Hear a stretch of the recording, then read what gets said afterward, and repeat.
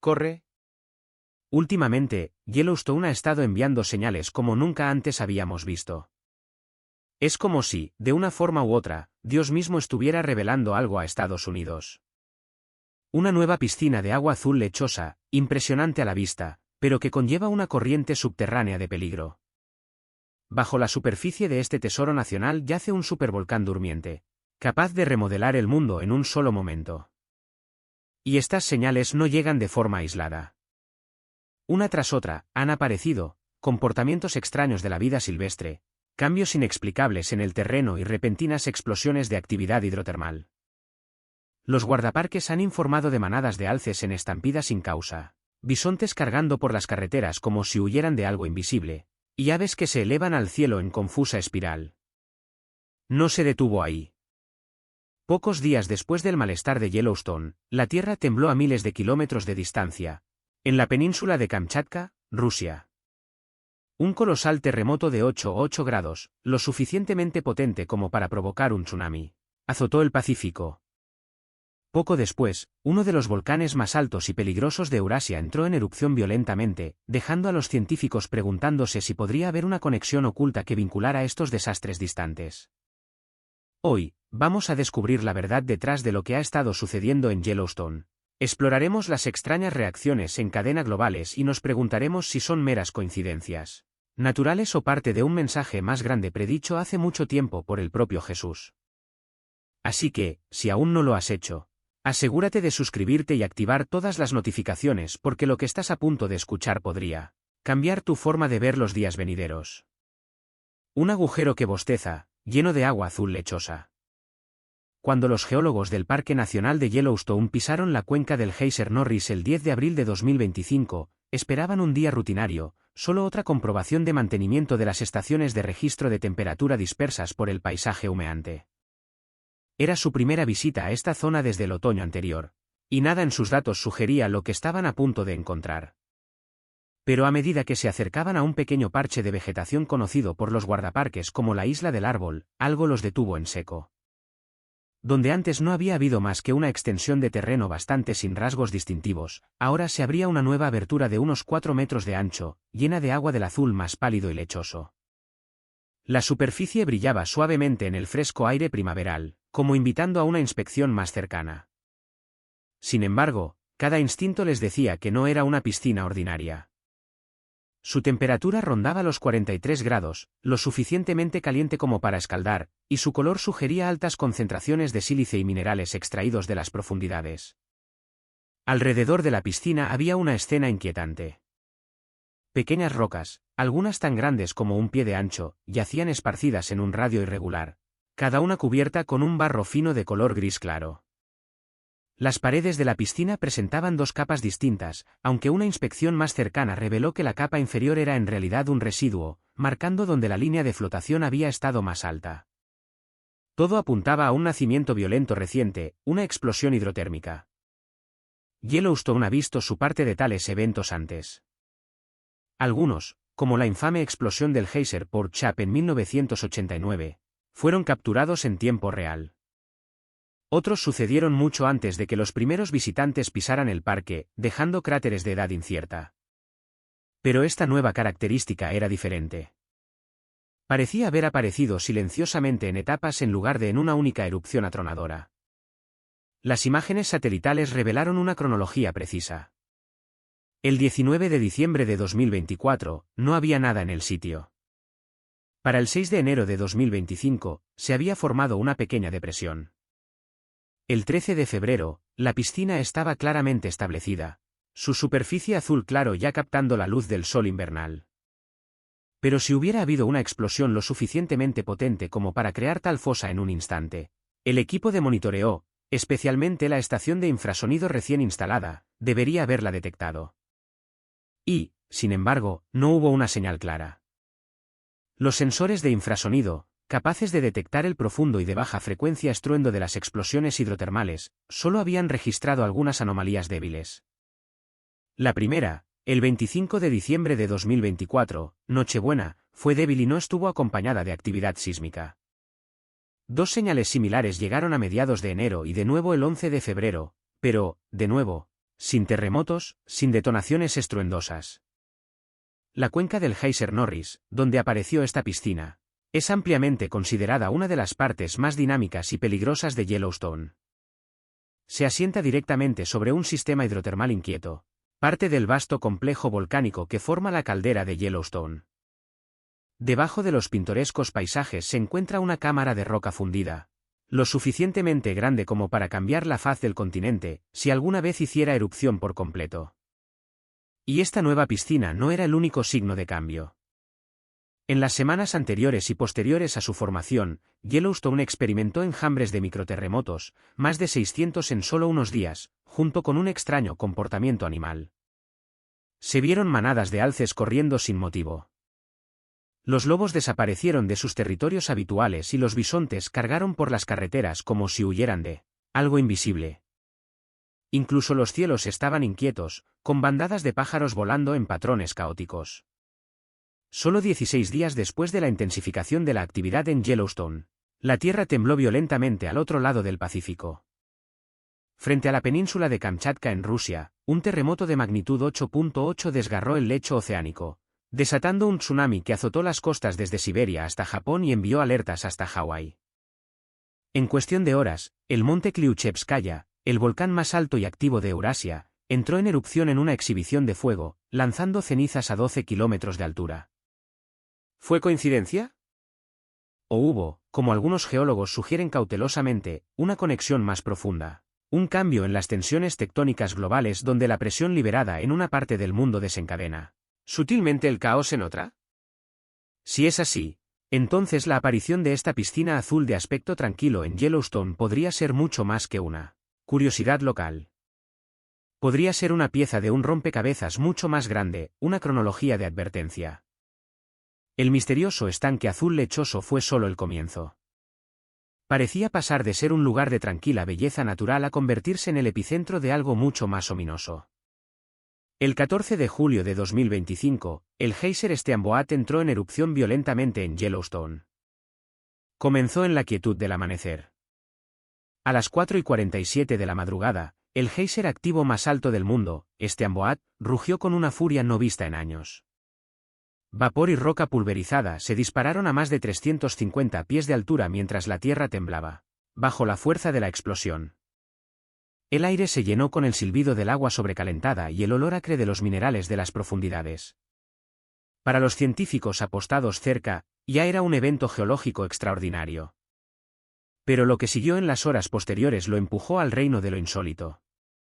En todo Yellowstone, la vida silvestre comenzó a moverse como si fuera impulsada por una señal invisible.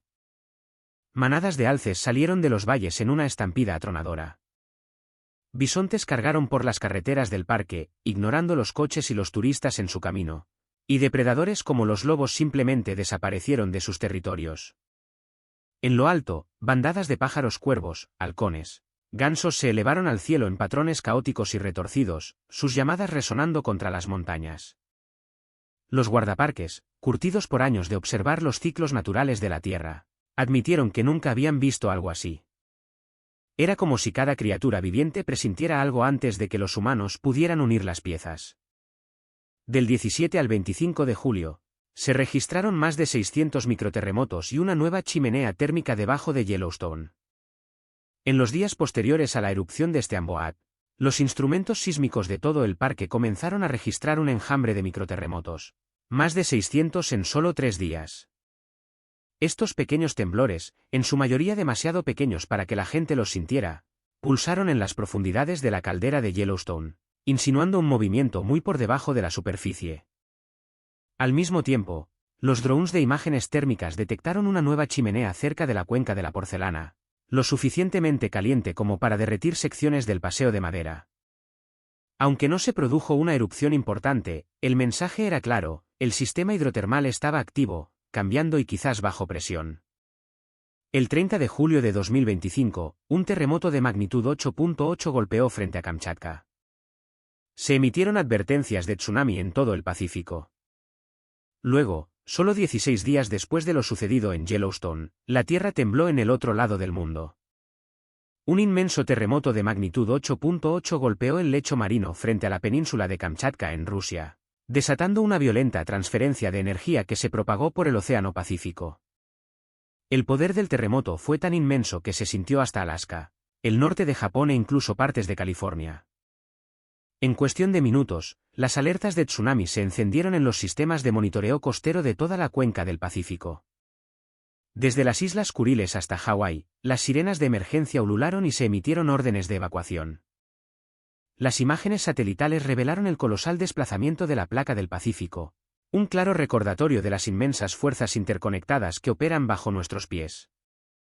El 30 de julio de 2025, entró en erupción el volcán Kliuchevskaya.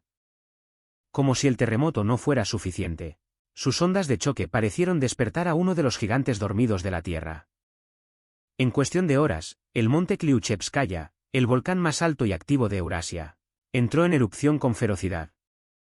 La cima cubierta de nieve se abrió con fisuras incandescentes, enviando fuentes de lava fundida a 150 metros de altura.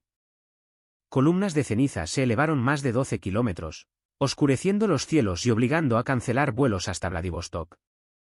Científicos del equipo de respuesta a erupciones volcánicas de Kamchatka confirmaron que la erupción probablemente fue desencadenada por los ajustes corticales del terremoto, una relación directa de causa y efecto entre la liberación de la tensión tectónica y el despertar volcánico. Los científicos empezaron a hacerse una pregunta inquietante. ¿Podría la extraña agitación en Yellowstone, el violento despertar de su geyser, la repentina migración de animales, el enjambre de microterremotos haber desempeñado un papel sutil en la acumulación de tensión tectónica global que culminó en el desastre de Kamchatka?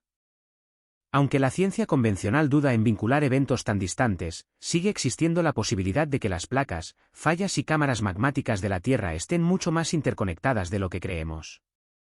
Visto en secuencia, el cronograma parece menos una serie de coincidencias y más un patrón que comienza en el corazón de América y resuena a través de los océanos, remodelando la Tierra y poniendo en movimiento las fuerzas más poderosas de la naturaleza. ¿Él viene? El último libro de la Biblia comienza con la curiosa e inspiradora frase, la revelación de Jesucristo, que Dios le dio para mostrar a sus siervos las cosas que deben suceder pronto. La tercera frase incluye, porque el tiempo está cerca. Igual de asombrosas son las últimas palabras registradas de Jesús al final del libro, ciertamente vengo pronto.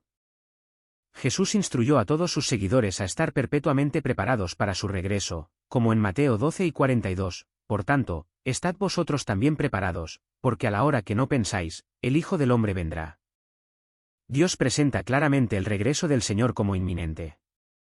¿Por qué entonces no ha regresado después de más de 2000 años desde su partida visible del Monte de los Olivos? Jesús dijo que vendría pronto. Entonces, ¿qué significa, pronto? Vamos a esbozar dos razones por las que creemos que Jesús nos dijo que su reaparición en la tierra ocurriría rápidamente. La primera razón puede que te parezca menos fascinante que la segunda, pero debe ser señalada. Dios es intemporal. Existe completamente independiente del tiempo porque es el creador del tiempo. Para Dios, como dice la Biblia, un día es como 1000 años y 1000 años como un día. Las matemáticas entran en escena. Necesitamos comprender que el infinito no es un número, sino el concepto de que no hay un último número. Podemos contar y contar y contar, pero siempre existe la posibilidad de añadir otro número. Quizás no tengamos un nombre para el número porque está muy distante, pero el número sigue existiendo. Este concepto de infinitud, o ilimitado, nos ayuda a entender a Dios. Ya sea que miremos hacia atrás en el tiempo o hacia adelante en el tiempo, Él existe. Nunca hay un punto en el que no existiera, incluso antes de la creación. El Salmo 92 declara, antes que los montes fueran engendrados, y nacieran la tierra y el mundo, desde la eternidad y hasta la eternidad, tú eres Dios. Si intentaras decirle al número 3 que imagine lo que se siente estar tan lejos en la línea numérica como 5 millones, apenas podría concebirlo. Pero intenta pedirle al 3 que siga viajando para siempre hasta que llegue al infinito. Y no puede. Nunca alcanzará el infinito, y nosotros tampoco podemos comprender la intemporalidad, la naturaleza infinita de Dios. Que Dios nos diga que su regreso es pronto, puede no significar lo que damos por sentado en nuestra escala de tiempo. Quizás por eso mismo la Biblia proclama en 2 Pedro 3, 9, el Señor no tarda su promesa, como algunos la tienen por tardanza. Tendemos a percibir su tiempo desde nuestra perspectiva limitada, pero Dios es paciente para con vosotros, no queriendo que ninguno perezca, sino que todos procedan al arrepentimiento. Dios tiene una perspectiva divina y atemporal, con un corazón volcado a la salvación. Sin embargo, Jesús sí nos dijo a nosotros, seres humanos finitos, que Él viene, pronto. Con el telón de fondo de su atemporalidad, todavía buscamos entender su razón para usar el término, conociendo nuestra naturaleza limitada. Discutamos entonces la segunda razón fascinante por la que Dios pudo haberse expresado de esta manera. Si una madre exasperada quiere que su hijo salga por la puerta para una cita a la que ya llegan tarde porque el niño ha estado remoloneando durante 20 minutos, la madre podría exclamar, «Ven aquí. Tenemos que salir pronto». En este caso, cuando la madre dice, «pronto», significa ahora mismo. Si un padre quiere que su adolescente se tome en serio el estudio para su permiso de conducir, el padre podría recordarle firmemente a su hijo 2 meses antes de la fecha de elegibilidad. Será mejor que te prepares para tu examen de permiso. Lo harás muy pronto. En este caso, cuando el padre dice, pronto, se refiere a un par de meses. Si una madre intenta fomentar la preparación en su hija, podría decirle mientras la adolescente aún está en primer año de preparatoria, tómate tus clases en serio porque irás a la universidad pronto. En este caso, cuando la madre dice, pronto, se refiere a 4 años. Pronto, debe aplicarse en contexto. En el primer escenario, con el niño distraído, se interpreta como en ese mismo minuto. Mientras que en el segundo caso, implica un tiempo más distante en el futuro. Sin embargo, la tercera situación universitaria es aquella en la que se necesita más planificación.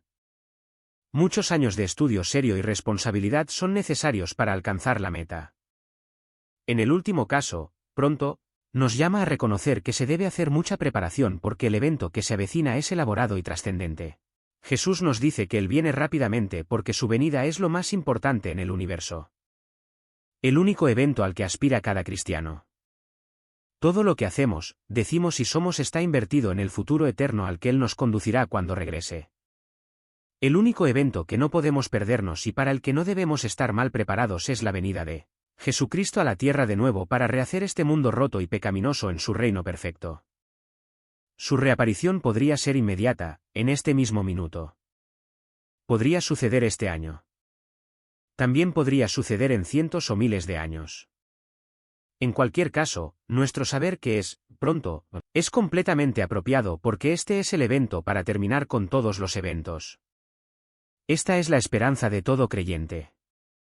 Esta es la única cosa para la que quieres decir, estoy listo.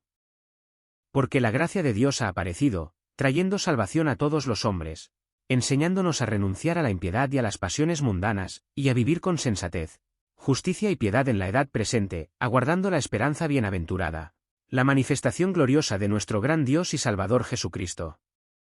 Por lo tanto, una explicación un tanto sobrenatural se ha vuelto más interesante. Una teoría demostró que Dios obra de maneras misteriosas para realizar sus maravillas. Después de la resurrección del Salvador, Él caminó por el camino hacia Emaús con 2 de sus discípulos, y se nos dice que sus ojos estaban velados para que no le reconocieran. Cuando escuchó lo que tenían que decir sobre Él, su vida y crucifixión, se dio cuenta de que no comprendían lo que Él había intentado enseñarles. Entonces, comenzando por Moisés y los profetas, les mostró cómo en todas las cosas los profetas habían testificado de Él. Y sabéis que lo hicieron, hasta el más mínimo detalle, incluso hasta el echar suertes por su vestimenta en el momento de su crucifixión. Luego Lucas nos dice que les abrió el entendimiento para que pudieran comprender las Escrituras. Ahora os pregunto hoy aquí, ¿creéis todo lo que los profetas han dicho? Y si lo hacéis, os daréis cuenta de lo que dijo Isaías, que el Señor ha declarado el fin desde el principio. Todo está en las Santas Escrituras. Y de todos los grandes acontecimientos de la historia del mundo, en cuanto a lo que los profetas han predicho, el mayor es la preparación para la venida del Salvador en los últimos días, cuando vendrá con poder y gran gloria con todos los ángeles santos como Rey de Reyes y Señor de Señores. Además, recuerda esto, todo lo que escuchas tiene algún tipo de impacto en ti y cambia cómo respondes al resto del mundo. Quizás este tipo de ruido está cambiando cómo respondemos al mundo. Está cambiando nuestra actitud. Cuando nuestros sentidos auditivos son bombardeados con este tipo de ruido, este se filtra al resto de nuestras vidas. Los genios cortos, la falta de paciencia, incluso el miedo y la desesperanza pueden empezar a infiltrarse. Pero nosotros, los que seguimos a Jesús, haríamos bien en escuchar otros sonidos en el ruido. Entonces, si es cierto que los sonidos de los que nos rodeamos están impactando nuestras emociones y nuestra actitud, bueno, entonces deberíamos prestar atención a eso. Deberíamos cambiar los tipos de sonidos que dejamos entrar. Quizás deberíamos prestar menos atención al ruido y más a la banda sonora que nuestro Dios está orquestando a nuestro alrededor, porque el sonido es un regalo de Dios. De hecho, en el Salmo 96, 11-12, el salmista escribe: «Alégrense los cielos, y regocíjese la tierra, ruja el mar y todo lo que contiene. Alégrese el campo y todo lo que en él hay. Entonces todos los árboles del bosque cantarán de alegría». La tierra está cantando en adoración a nuestro alrededor, y nos lo estamos perdiendo, y eso está cambiando nuestra actitud. Entonces, ¿qué pasaría si Jesucristo realmente aparece? En cuanto a qué está causando el extraño sonido de trompeta, no está claro. Los expertos están desconcertados, pero como siempre, los supuestos científicos han propuesto algunas de sus propias explicaciones. Van desde la presión atmosférica hasta el roce de las placas tectónicas, la corteza terrestre. Sin embargo, los testigos que han escuchado estos sonidos creen que hay más de lo que se ve o incluso se escucha. Entonces, si nuestros científicos están equivocados, ¿qué podría estar causando este extraño fenómeno? Investigadores paranormales tienen sus propias teorías sobre los sonidos. Van desde extraterrestres hasta el Apocalipsis y las 7 trompetas del cielo. Esta última es la más alarmante, ya que en la Biblia dice que el sonido de las trompetas señala el fin de la tierra, el Apocalipsis. Si los fenómenos naturales que ocurrieron en la tierra fueran la forma de Dios de revelarse a nosotros, ¿cómo sería si realmente viniera a los humanos? Dios quiere salvarte y te envía mensajes a través de hombres, la naturaleza y tantas cosas que solo pueden ayudarte a comprender que debes cambiar la dirección de tu vida. ¿Qué clase de mensaje te está tratando de hablar Dios, a tu familia? Dios te está dando señales. Nuestra Señora quiere llevarte a la santidad como llevó a Jesús en su vientre para conducirte a la alegría de la vida. ¿No está tu vida estructurada de una manera que no solo escuche la voz de Dios, sino que también responda rápidamente? A veces la gente, incluso los cristianos, preguntarán: ¿reconoceré a Jesús cuando regrese? ¿O no han entendido Apocalipsis o no lo han leído? Una cosa que aprendemos de Apocalipsis 1:7 es que Jesús no regresará a la tierra y se mezclará con la gente durante unos años antes de destruir a Satanás y llevar a su pueblo a casa. No nacerá de nuevo como un niño, sino que dejará el lugar que ha ocupado desde que ascendió al cielo, que es a la diestra de Dios. Jesús está a la diestra de Dios. De hecho, está intercediendo por nosotros. Será visible y reconocible para todo ojo. No habrá confusión sobre quién es Jesús, su poder o por qué vino. Los cristianos que vivan durante la tribulación anhelarán ver esta visión. Antes de que regrese, el sol se oscurecerá y la luna no dará su luz. Es entonces cuando Cristo irrumpirá a través de un cielo sin sol en una nube, recordándonos que Cristo es luz. Los cúmulos de destrucción no podrán, ni podrán, ocultar su luz. El regreso de Cristo será asombroso, magnífico, inconfundible y dramático, todo con los cielos como telón de fondo. Llenará de alegría y alivio inimaginable los corazones de aquellos que sufren por su nombre, como una nube de lluvia que se hincha sobre el desierto. El punto más importante de Apocalipsis 1:7 es que Jesús regresa, y toda persona sabrá quién es. No solo lo reconocerán como Jesús, sino que también se darán cuenta, quizás demasiado tarde, de que Él es realmente el Señor Todopoderoso. La Biblia debe ser una advertencia para aquellos que no creen en Cristo para la salvación. Jesús regresará para cumplir su promesa de librar a la tierra de la oscuridad. Y esta misma escena es un estímulo para los cristianos que un día clamarán: mirad, la morada de Dios está ahora entre la gente, y Él habitará con ellos. Ellos serán su pueblo, y Dios mismo estará con ellos y será su Dios. En Amós 4:6-11, Dios enumera las formas en que intentó llamar la atención de Israel: con hambruna, con sequía, con plagas, con desastres. Cada vez, dice, con todo, no os habéis vuelto a mí, declara el Señor. Y luego termina con estas escalofriantes palabras: Prepárate para encontrarte con tu Dios, oh Israel. ¿Podría Estados Unidos estar en el mismo lugar? Una nación a la que se le ha advertido una y otra vez, y sin embargo sigue a la deriva. Al profeta Ezequiel se le dijo que advirtiera a la gente para que su sangre no estuviera en sus manos. De la misma manera, estas señales pueden ser la forma de Dios de dar una última oportunidad, una alerta divina antes de que la puerta se cierre. Jesús mismo dijo en Mateo 24, 37-39 que los últimos días serían como los días de Noé. Porque en los días antes del diluvio, la gente comía y bebía, se casaba y se daba en matrimonio. Hasta el día en que Noé entró en el arca, la vida era normal hasta que dejó de serlo. Con tantos eventos extraños desarrollándose en América, muchos se preguntaron, ¿se está cumpliendo la profecía justo ante nuestros ojos? Durante siglos, los creyentes han estudiado las palabras de los profetas Isaías, Ezequiel, Daniel, Joel y Juan, tratando de entender las señales que aparecerían antes del regreso de Cristo. Esas señales nunca tuvieron la intención de asustarnos. Estaban destinadas a prepararnos. Y ahora, a medida que cada extraño fenómeno se acumula sobre el siguiente, parece que las páginas de las Escrituras están cobrando vida. En el libro de Joel 2, 30-31, Dios declara, «Y mostraré prodigios en los cielos y en la tierra, sangre, fuego y columnas de humo. El sol se convertirá en tinieblas y la luna en sangre, antes de que venga el día grande y espantoso del Señor». Ahora estamos viendo lunas de sangre, extraños eclipses y misteriosos eventos celestiales ocurriendo con creciente frecuencia. ¿Podrían ser estas las mismas maravillas en los cielos de las que habló Joel? Jesús mismo advirtió en Lucas 9 y 11, habrá grandes terremotos, y hambres y pestilencias en diversos lugares, y habrá terrores y grandes señales del cielo. ¿No suena eso exactamente a lo que está sucediendo ahora? Desde terremotos inusuales en regiones inesperadas hasta sonidos similares a trompetas y símbolos brillantes que nadie puede explicar. Ya no es solo una teoría. Las señales son reales y se están multiplicando. Pero la profecía no se trata solo de lo que sucede en el cielo o debajo de la tierra. Se trata de la condición espiritual de la humanidad. En 2 Timoteo 3, 1-5, el apóstol Pablo describió los últimos días como un tiempo de colapso moral. La gente será amante de sí misma, amante del dinero, jactanciosa, orgullosa, abusiva, desobediente a sus padres, amante del placer en lugar de amante de Dios, teniendo apariencia de piedad pero negando su poder. Mira a tu alrededor. ¿No es ese el espíritu de nuestra era? Una generación distraída por el ego, desconectada de la verdad y alejándose cada vez más de los fundamentos de la fe. Este es el cumplimiento no de una profecía aislada, sino de una convergencia de muchas, apuntando a una sola verdad. Estamos entrando en una temporada profética como ninguna otra.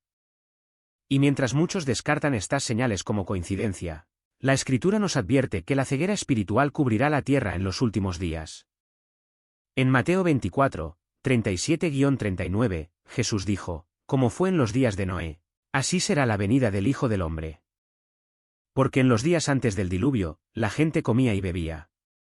Y no supieron nada de lo que sucedería hasta que llegó el diluvio y se los llevó a todos. La advertencia es clara, no te pierdas las señales.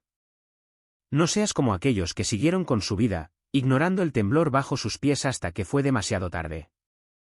Todos lo sabemos. Así que, tenemos que prepararnos para ese día. Obviamente, cuando el Señor envía un mensajero para preparar el camino delante de él, ese mensajero no puede ser otro que un profeta. Cuando vino en el meridiano de los tiempos, el Señor envió a Juan el Bautista. Y Jesús dio testimonio de que no había profeta mayor en Israel que Juan el Bautista. Estamos viviendo el día de la preparación. Y el Señor ha enviado a su mensajero para preparar el camino. Y le dio las llaves para organizar su iglesia y reino y para establecer el santo sacerdocio y el poder del apostolado tal como existía en la iglesia en los días primitivos. Luego están las palabras de Pablo. Dijo que el Señor ha revelado el misterio de su voluntad, que en la dispensación de la plenitud de los tiempos y nosotros vivimos en esa dispensación Él podría reunir en uno todas las cosas en Cristo, tanto las que están en el cielo como las que están en la tierra. ¿No es eso algo en lo que pensar cuando escuchas que el Señor revelará el misterio de su voluntad? Y que el misterio de su voluntad ha sido revelado a sus profetas modernos de este día. ¿Y tenemos verdades que ninguna otra iglesia en este mundo conoce?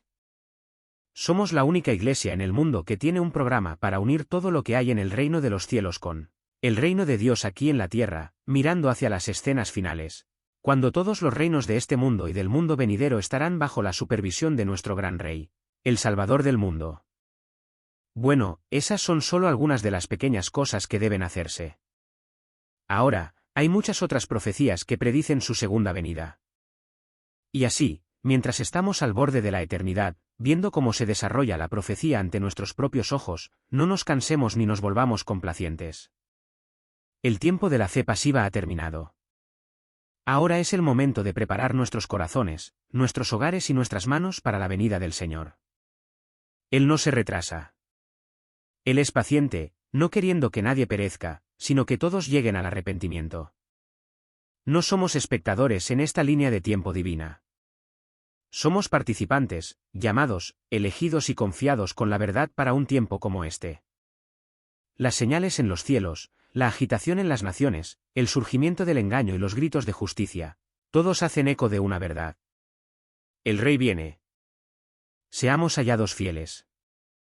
Que nuestras lámparas estén llenas de aceite, arregladas y ardiendo. Que nuestras voces clamen en oración. Que nuestras vidas reflejen santidad, y nuestras manos extiendan misericordia. Porque cuando Él venga en gloria, cuando el cielo se parta y la trompeta suene, será demasiado tarde para prepararse. El tiempo es ahora. Así que decimos, ven, Señor Jesús. Y hasta ese día, velaremos, advertiremos y caminaremos por fe, no por vista, hasta que todo ojo lo vea, y toda lengua confiese que Jesucristo es Señor para la gloria de Dios Padre. Tan rápido como el temor del Señor surge en nosotros con una comprensión de cómo necesitamos mantener una visión alta y santa de Él, nunca más inundará la tierra así. Nunca más tendremos que enfrentar su juicio o ira. Porque podemos ser completa y perfectamente cubiertos con el manto de justicia dado por Jesús si tan solo creyéramos hasta que comprendamos la gravedad del pecado y cuán incapaces somos de hacernos justos. Su escandalosa gracia no puede realmente apoderarse de nosotros. Pero sí puede apoderarse de nosotros. De que nos salva y para que nos salvó debería hacernos gritar de alegría y agradecimiento en nuestros corazones, a diario, aunque no sea a viva voz. Su gracia, misericordia y amor son verdaderamente más grandes de lo que podemos comprender. Cuando nos hemos rendido y hemos dejado de intentar tener una justicia propia, nuestros pecados están infinitamente lejos de nosotros. Del este al oeste, todo está terminado. Desde el momento en que nos rendimos a su amor y en adelante, es un caminar diario con Él. Nunca más solos, un camino a casa hacia el lugar que Él nos está preparando. Y en el camino, aprendemos a confiar más en Él y a depender más y más de Él. Cuanto más dependemos de Él, más llenos estamos de su Espíritu. Y cuanto más llenos estamos de su Espíritu, más nos parecemos a Él y creemos que lo que dice sobre nosotros es verdad. Y nos convertimos en lo que creemos de nosotros mismos. Él dice que somos sus hijos, corderos, embajadores. Somos perdonados, amados, limpiados, sin culpa, justos. El gran cañón hace eco del corazón de redención de Dios, de que Él tomaría algo causado por el pecado y lo convertiría en belleza, algo que lo apunta a Él. Ahora podemos ir y pararnos ante el cañón, mirar y ver su belleza, y recordar que nuestro Dios es un Dios redentor. De hecho, la imagen del gran cañón es un anticipo del futuro. Porque Dios volverá a traer juicio global contra toda impiedad, como lo hizo en el diluvio, y formará un cielo y una tierra completamente nuevos, hermosos más allá de nuestra imaginación. Los verdaderos cristianos participarán y morarán para siempre con Dios en esta nueva creación. Cualquier otra persona será condenada a juicio eterno en el infierno. Y mira esto en el cielo. Estuve anoche aquí, y capté algo. Algo misterioso acaba de sacudir Estados Unidos, algo que ha dejado a los creyentes sin palabras y a los escépticos buscando respuestas. Pero, ¿qué pasaría si esto no fuera solo otro evento extraño? ¿Y si lo que acaba de suceder fuera una señal directa de Dios? Una de la que la Biblia nos ha advertido durante siglos. Esto es la profecía cobrando vida. En todo Estados Unidos, desde los cielos hasta la tierra, algo está cambiando. Y aquellos con ojos para ver y oídos para oír están empezando a entender que Jesús habló de días como estos. ¿Podría ser esta la última llamada de atención antes del regreso de Cristo? ¿Podría ser este el momento del que se nos ha advertido? Antes de profundizar en lo que sucedió, asegúrate de darle me gusta a este vídeo. Comparte tus pensamientos en los comentarios y suscríbete para recibir más actualizaciones proféticas basadas en las Escrituras. Porque lo que acaba de desarrollarse podría no ser aleatorio. Podría ser la última señal antes de que todo cambie. Una extraña señal en el cielo sobre Estados Unidos. Durante décadas, Estados Unidos se mantuvo como un faro de fortaleza, un lugar donde la libertad no solo se prometía, sino que se vivía. Era una tierra que muchos llamaban un refugio donde los sueños eran protegidos y la fe podía florecer libremente. Pero las Escrituras nos recuerdan a través de Abdías 1, 3-4. La soberbia de tu corazón te ha engañado. Aunque te encumbres como águila y hagas tu nido entre las estrellas, de allí te derribaré, declara el Señor. Ninguna nación, por poderosa que sea, está exenta de la corrección divina. Y cuando Dios envía una advertencia, a menudo comienza con los cielos. Recientemente, algo inexplicable ocurrió sobre suelo americano. En menos de 3 minutos, una formación de otro mundo apareció en los cielos. Nubes con forma de alas, brillando con una luminosidad que ningún patrón meteorológico podría explicar. Estas alas flotaban silenciosamente sobre 3 estados separados, Washington, Texas y Missouri. Sin truenos, sin tormenta, solo un anillo luminoso y suspendido, inmóvil, pero innegable. Sucedió exactamente a las 3:33 de la madrugada, una hora que muchos creen que tiene un significado espiritual. Los centros de control de tráfico aéreo de todo el país registraron extrañas perturbaciones. Pilotos comerciales, experimentados y entrenados para racionalizar los cielos, describieron un círculo blanco perfecto, inmóvil, desafiando los vientos. Pero cuando el radar lo comprobó, nada, ningún objeto, ninguna aeronave, ningún fenómeno meteorológico, solo una pantalla en blanco y un silencio persistente. La gente lo grabó. Los testigos lo compartieron. Y en las redes sociales, una pregunta surgió como un reguero de pólvora. ¿Fue natural o sobrenatural? Incluso los meteorólogos se quedaron sin palabras. Ningún satélite lo detectó. No se ofrecieron explicaciones. Y, sin embargo, la imagen estas alas angelicales sobre el corazón de América permanece grabada en la mente de quienes las vieron. ¿Podría haber sido una señal divina? ¿Podría ser que Dios esté tratando de llamar la atención de Estados Unidos por última vez antes de que caiga el juicio? ¿Es una advertencia? Para muchos, fue solo un extraño acontecimiento en el cielo, algo inusual, pero en última instancia olvidable. Pero para aquellos que conocen las Escrituras, se sintió como algo mucho más urgente. El apóstol Pablo describió una vez a una generación que estaría siempre aprendiendo, pero nunca pudiendo llegar al conocimiento de la verdad. Un pueblo deslumbrado por las maravillas, pero incapaz o no dispuesto a reconocer lo que significan. Ese versículo se lee como un espejo sostenido ante la América moderna, especialmente ante gran parte de la Iglesia americana. Rodeados de señales pero dormidos, rodeados de mensajes pero sordos. A lo largo de la historia bíblica, Dios ha usado los cielos como su lienzo. Cuando quiso hablar, habló a través del fuego, a través de las nubes, a través de las estrellas, a través de la oscuridad. Ezequiel 1:4 habla de una gran nube con fuego que se envolvía a sí misma y un resplandor a su alrededor. No era natural. No era ordinario. Era divino. Joel capítulo 2 nos da una línea de tiempo profética, y mostraré prodigios en los cielos y en la tierra, sangre, fuego y columnas de humo. Estas señales, nos dice la Biblia, no son extras opcionales. Son advertencias preliminares para el día grande y terrible del Señor. Entonces, cuando un anillo blanco brillante aparece en los cielos sobre Washington a las 3:33 de la madrugada. Sin fuente conocida, sin detección de radar y sin explicación científica, ¿deberíamos descartarlo tan rápidamente? Podría ser que lo que vimos no fue meramente una anomalía visual, sino una interrupción divina, un llamado a regresar, a despertar, a arrepentirnos. La historia bíblica está llena de mensajes celestiales. Una estrella guió a los magos al nacimiento de Jesús. El sol se oscureció cuando Cristo fue crucificado. Cielos rojos una vez advirtieron de guerra. Esto no fueron coincidencias. Fueron marcadores divinos puestos en los cielos para despertar los corazones de los hombres. Y ahora, en la capital de la nación más poderosa de la tierra, lo vemos de nuevo.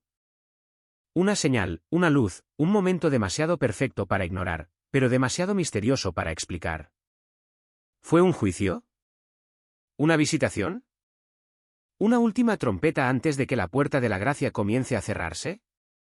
Los escépticos dirán que no fue nada, una anomalía climática, un truco de cámara, solo reflejos en la atmósfera. Pero la Escritura nos recuerda en Joel 2:31. El sol se convertirá en tinieblas y la luna en sangre antes de que venga el día grande y terrible del Señor. Eso no es poesía. Eso es profecía. Las señales en el cielo no son aleatorias.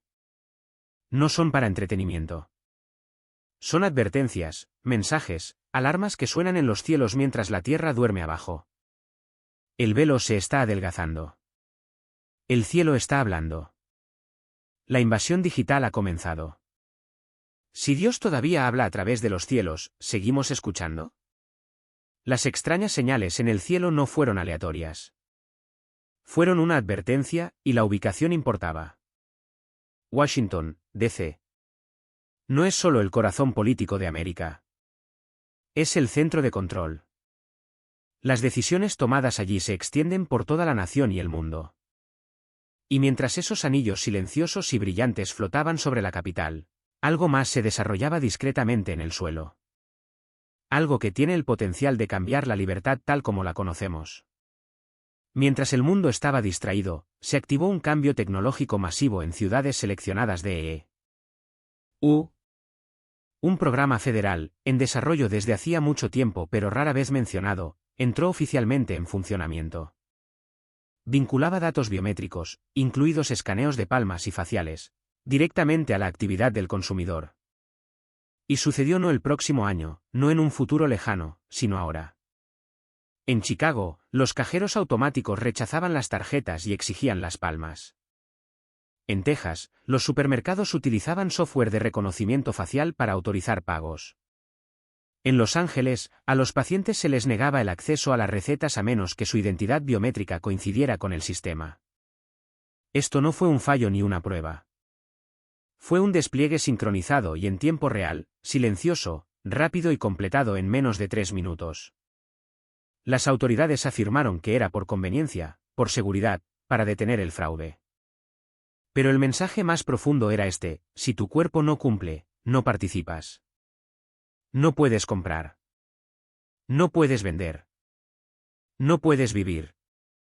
Y de repente, las advertencias de Apocalipsis ya no se sentían antiguas. Apocalipsis 1:17 declara: nadie podía comprar ni vender, sino el que tenía la marca. Es un eco escalofriante que ya no pertenece a la especulación ni a la ciencia ficción. El anticristo, como se describe en Daniel 8:25, no surgirá con violencia abierta, sino con falsa paz y persuasión tecnológica. Con paz destruirá a muchos.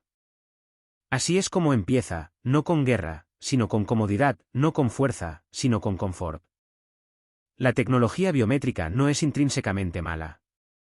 Pero lo que hace peligroso este momento es lo fácil que se está aceptando.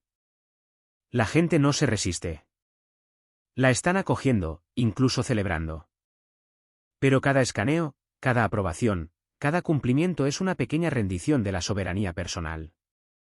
Y Estados Unidos, la tierra de la libertad, se encuentra al borde de la sumisión digital. ¿Estamos observando? ¿Estamos despiertos? ¿O ya hemos entregado las llaves de nuestra libertad a cambio de la comodidad? El cielo nos dio una señal, y el sistema ya está aquí. La invasión del engaño. Mientras los medios de comunicación nos bombardean con historias de caos político y colapso económico inminente, se libra otra guerra, una mucho más insidiosa y mucho menos reconocida. No es un choque de naciones. No está marcada por tanques o misiles. Es una guerra de lo invisible. Una batalla por el alma de una nación. Una invasión espiritual se arrastra por América. Sin embargo, la mayoría no la percibe. No se anuncia con ejércitos o tratados. No ondea banderas ni rompe fronteras. Se desliza silenciosamente a través de la cultura, el entretenimiento, la educación, incluso la iglesia. Esto no es la arremetida militar de Gog y Magog descrita en la profecía de Ezequiel que, de hecho, habla de una futura confrontación que involucra poderes físicos. No, lo que estamos presenciando ahora es mucho más engañoso, mucho más peligroso. Es el tipo de engaño que no grita, sino susurra. El tipo que te hace cuestionar la verdad, dudar de la moralidad y aceptar gradualmente lo inaceptable. Muchos lo sienten, esa abrumadora sensación de que algo anda mal, de que el mundo se está desmoronando. Pero cuando intentan identificar la causa, se les escapa de los dedos. Esa confusión no es accidental, es estratégica. Es la niebla de la guerra en el reino espiritual. Ezequiel 38, 16 declara, y subirás contra mi pueblo, como una nube que cubre la tierra. Aunque el versículo habla de una futura invasión literal, su patrón espiritual resuena fuertemente hoy. El enemigo siempre se mueve como una nube, infiltrándose, apagando silenciosamente la luz, sofocando la claridad, difuminando las convicciones. No solo estamos en una era de desinformación. Estamos en una era de redefinición. Lo malo es llamado bueno. La verdad es llamada odio. La convicción es etiquetada como extremismo. Esta confusión no es solo decadencia cultural, es guerra espiritual. Apocalipsis advierte que en los últimos días, muchos serán engañados, incluso los elegidos, si es posible. ¿Y cómo vendrá este engaño? A través de señales, prodigios y la apariencia de justicia. No por la violencia, sino por la seducción. El diablo no necesita invadir con ejércitos cuando puede adormecer a una nación con comodidad, conveniencia y compromiso. Ahora más que nunca, debemos afinar nuestro discernimiento porque lo que está arrasando América no es solo un cambio cultural. Es una toma de poder espiritual, lenta y calculada. Y si no la nombramos, corremos el riesgo de ser consumidos por ella. El anticristo se reveló. Será enviado por Satanás. Verán, Satanás es efectivamente un imitador. No es un innovador. Y mir, Todo lo que Dios hace, Satanás tiene su versión diabólica. Y tan seguro como hay un Padre en el cielo, hay un Satanás del infierno. Y tan seguro como el Padre en el cielo nos ha dado a su Hijo unigénito, Satanás, de alguna manera, también tendrá un hijo. Si el diablo alguna vez tuvo un hijo, el anticristo será él. El anticristo será la encarnación más vil del pecado y la rebelión en la historia, pero estará rebosante de encanto y carisma. Esto es lo que la Biblia enseña sobre el anticristo. El anticristo viene para desafiar y ocupar el lugar de Jesús. Será un orador poderoso. Conquistará a la gente. Traerá una paz global temporal y soluciones económicas. Y para algunos, creerán que es su Mesías. Viene a declarar la guerra a los creyentes. Perseguirá a los judíos y a los cristianos, y gobernará por la fuerza. El anticristo viene a dominar el mundo. Establecerá la paz, pero luego se convertirá en el hombre de guerra definitivo. También vendrá en tiempos económicamente difíciles, y tendrá éxito donde otros han fracasado. El anticristo establecerá el control global a través de una sociedad sin dinero en efectivo. Apocalipsis 1 y 17 nos dice cómo nadie podrá comprar ni vender, sino el que tenga la marca o el nombre de la bestia. Figuras análogas a la dismisión han aparecido en la historia mundial. Incluso si el libro del Apocalipsis no las tuviera específicamente en cuenta, y aunque la correspondencia entre ellas y la bestia no sea exacta en muchos detalles, la primera carta de Juan se refiere a muchos anticristos. Lo que todas estas figuras tienen en común es que plantean una tentación diabólica para los cristianos que quieren permanecer fieles a Jesús, el Señor que solo sufrió y murió por ellos. La descripción más vívida de este monstruo malvado se encuentra en Daniel 7. Allí, se levanta contra el anciano de días y el misterioso Hijo del Hombre en una rebelión espiritual total, sumergiendo al mundo en el caos. La figura no aparece de nuevo hasta el cierre del canon bíblico con la revelación de Cristo al apóstol Juan. En cumplimiento de las palabras de Jesús, incluso los elegidos son engañados allí mientras el mundo adora a la bestia. A medida que nuestro mundo sigue sumiéndose en el caos, y el amor de muchos se enfría, es hora de que el pueblo cristiano de todas partes preste atención a la sobria advertencia de Juan. El anticristo está llegando y, de hecho, ya está aquí. El anticristo no debe limitarse a una sola persona o poder, sino que es esencialmente un gran principio o sistema de falsedad, con diversas manifestaciones, formas de obrar y grados. Puede ser un anticristo religioso. Todos los que niegan esta afirmación de Cristo Jesús, ya sean devotos de religiones orientales, ateos, deístas o agnósticos, son anticristos. También se incluirían a todos los clérigos cristianos profesos que dicen, como hizo un ministro congregacional de Boston, Massachusetts: me atrevo a decir que Jesús no reclama para sí nada que no sea universalmente cierto de la naturaleza ideal o divina inherente en todos nosotros, y que Jesús no fue más hijo de Dios que tales filósofos paganos. Además, dado que todos los que niegan que Jesús vino en carne son anticristos, se deduce que todos los que afirman que Jesús fue encarnado simplemente vestido de carne son anticristos. Porque tales niegan que Jesús realmente vino en carne. Claramente, se nos dice que el Verbo se hizo carne y que fue producido de una mujer. Si simplemente hubiera sido encarnado, podría haber prescindido de una madre humana. ¿O es un anticristo político? Así como hay anticristos religiosos, también hay anticristos políticos. El comunismo es un buen ejemplo. El comunismo es un anticristo en el sentido de que busca reemplazar a Cristo y su reino como el gobernante legítimo de la tierra y la única esperanza de la humanidad. Así, se nos dice que es el carácter mesiánico del comunismo lo que le da un poder dinámico para exigir lealtad. Sus líderes, como Lenin y Stalin, no solo han sido idolatrados sino deificados, denominados salvadores y los elegidos por Dios para guiar a su pueblo. Lo que es cierto del comunismo al ser el anticristo, también lo es de las Naciones Unidas. Se le está dando un papel mesiánico por parte del clero de la cristiandad como el Salvador del mundo, su única esperanza y la única luz. Mientras que la Biblia muestra claramente que Jesucristo y el reino de Dios son nuestra única esperanza. ¿Está el anticristo vivo y bien en el planeta Tierra? Muchos dicen que el anticristo está vivo. Se nos dice que está esperando entre bastidores para asumir su papel de dictador mundial en el escenario mundial. Podría ser un rico hombre de negocios, un poderoso político, o podría ser alguien que acecha en algún lugar alrededor de la Iglesia, o podría haber entrado en la Iglesia y está implementando secretamente su plan.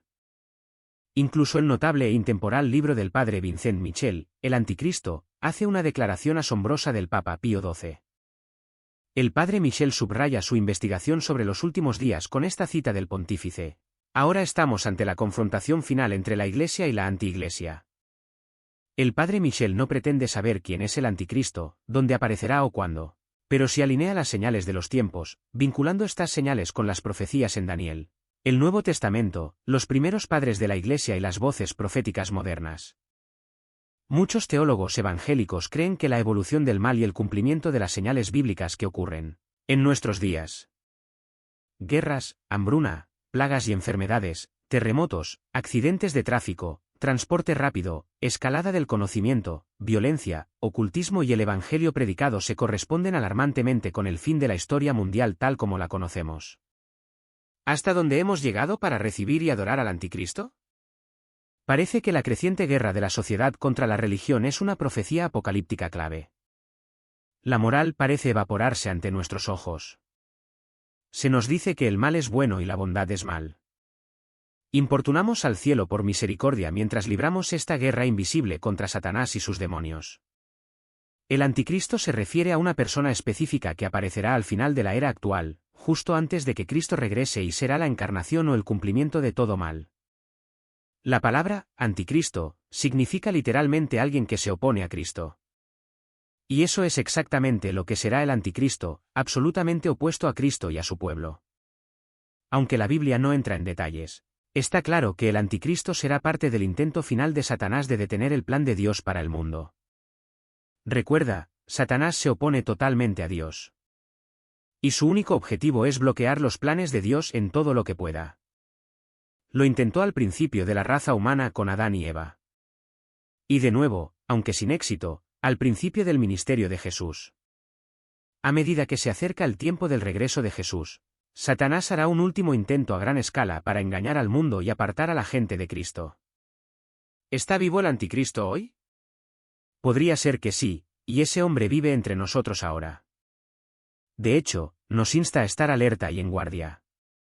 También nos recuerda que Satanás siempre está activo, y como habéis oído que viene el anticristo, ya ahora han surgido muchos anticristos. Cuando venga, el anticristo afirmará ser Dios. Pero también negará la verdad de Cristo y se opondrá a quienes le sigan. La clave es conocer la verdad de Dios, creer la verdad de Dios y vivir según la verdad de Dios. Recuerda, resistid al diablo, y huirá de vosotros. Acercaos a Dios, y Él se acercará a vosotros. Estamos viviendo un tiempo en que la batalla entre el reino de Dios y el reino de Satanás se está intensificando como nunca antes. Muchos creen que esto se debe a que nos acercamos al regreso de Cristo y a la destrucción final del reino de Satanás. La obra del espíritu del anticristo se intensificará cuanto más nos acerquemos al fin de la era. El espíritu del anticristo es el espíritu que opera a través de cada anticristo. Y Juan nos ha dado ciertas características del espíritu del anticristo que son muy importantes. En primer lugar, comienza en asociación con el pueblo de Dios. En 1 Juan 2 y 19, Juan escribe acerca de los anticristos: salieron de nosotros, pero no eran de nosotros, porque si hubiesen sido de nosotros, habrían permanecido con nosotros, pero salieron para que se manifestase que no todos son de nosotros. Así, el anticristo siempre comienza de alguna manera en asociación con el pueblo de Dios. Pero en realidad no pertenece allí, y a su debido tiempo eso se manifestará. Esa es una marca del espíritu del anticristo. Esto es muy importante. El anticristo no niega la existencia de Dios. De hecho, afirma ser el representante de Dios. Lo que sí niega es la relación del Padre y el Hijo dentro de la deidad. Quiero examinar algunos pasajes muy importantes de las Escrituras para que no ignores lo que Satanás está planeando. En 2 Tesalonicenses 2, Pablo trata la aparición, revelación y manifestación del anticristo. También aborda la preparación para el regreso del Señor.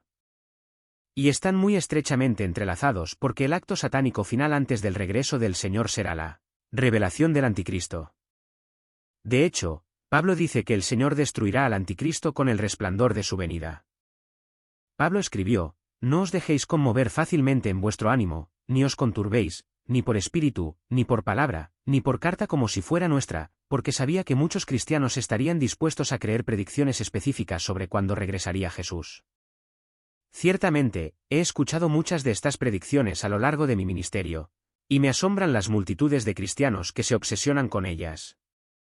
Ya sea que una persona sostenga la opinión de que el rapto ocurrirá antes de la tribulación de 7 años o después, debemos reconocer esto. El anticristo podría estar vivo hoy, y ahora mismo está en la tierra. Para aquellos que creen que Jesús regresará por su pueblo antes de la tribulación, el anticristo surgirá después de este evento en cualquier momento para confirmar un acuerdo de paz de 7 años con Israel. Aquellos que interpretan el regreso de Jesús al final de la tribulación también podrían ver al anticristo activo en cualquier momento, ya que sus esfuerzos podrían ya estar en marcha hacia el futuro regreso de Cristo. Como creyentes, no necesitamos temer al futuro anticristo, pero sí debemos estar alerta a cualquier persona que niegue a Cristo. La principal diferencia es que el futuro anticristo eventualmente se convertirá en un líder global de la Europa moderna que formará un acuerdo de paz con Israel.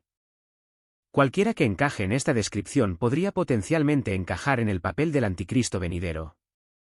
Aunque Apocalipsis 13 describe características adicionales de su liderazgo, 2 aspectos importantes que se señalan allí incluyen su ascenso de una herida mortal y la marca de la bestia. El anticristo parecerá haber muerto, pero recuperará la fuerza.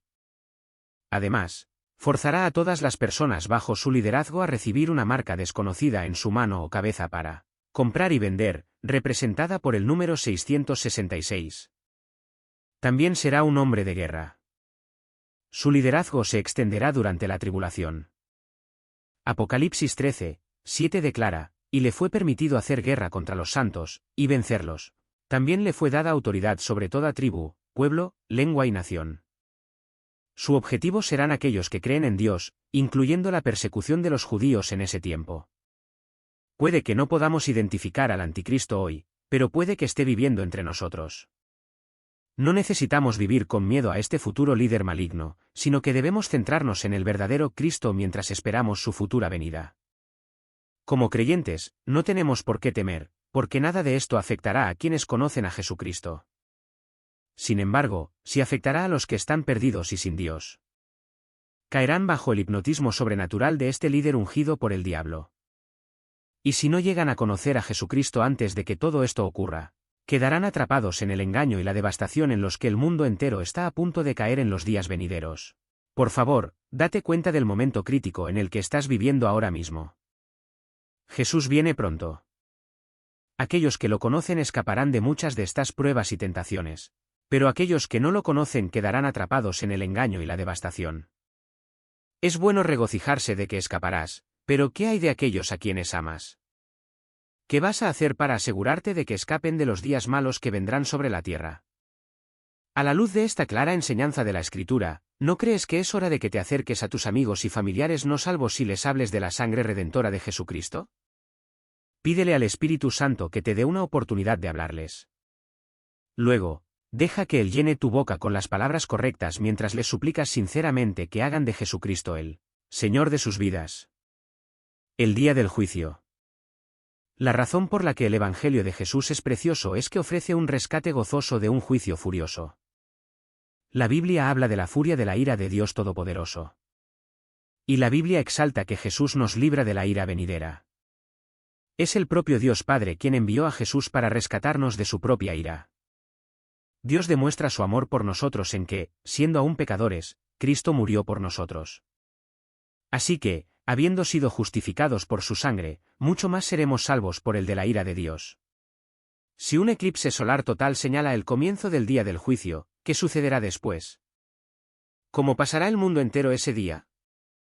La Biblia declara que Dios ha fijado un día en el que se propone juzgar la tierra habitada.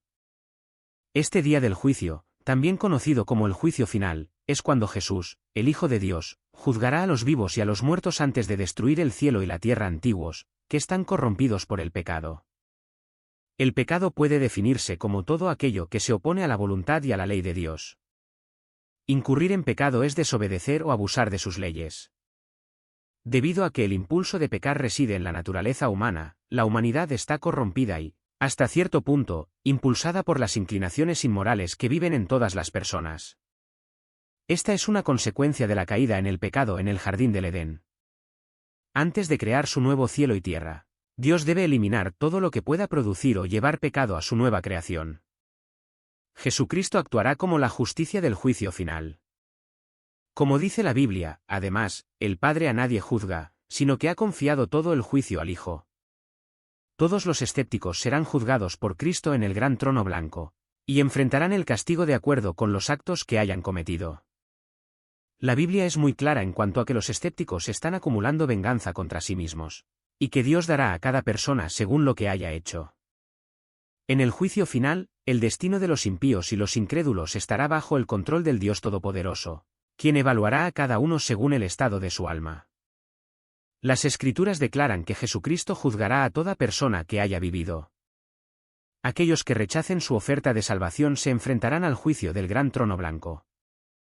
La última parada del incrédulo antes de una eternidad de exilio de la presencia de Dios. Los creyentes también estarán ante Jesús, momento en el que finalmente comprenderán plenamente su gracia extravagante. En 1 Corintios 4, 5, Pablo dice que Jesús revelará los motivos ocultos en los corazones de los creyentes. Algunas personas han tenido la idea equivocada de que todos sus pecados serán expuestos para que todos los vean, pero la Biblia de ninguna manera apoya esa noción. Jesús expondrá la verdadera naturaleza del corazón de un creyente ante él o ella. Cada acto rebelde, actitud incorrecta y palabra hiriente será revisado. Cuando la Biblia dice que Jesús enjugará las lágrimas de nuestros ojos, se refiere a este momento. Estaremos en la presencia del Santo Salvador, lamentándonos de lo indignos que somos de su sacrificio. Pero el dolor durará solo un momento. Detrás de él viene la tremenda alegría de haber recibido el perdón y de haber vivido una vida que le agrada. El juicio de Cristo no es un castigo. Es un recordatorio de que estamos perdonados.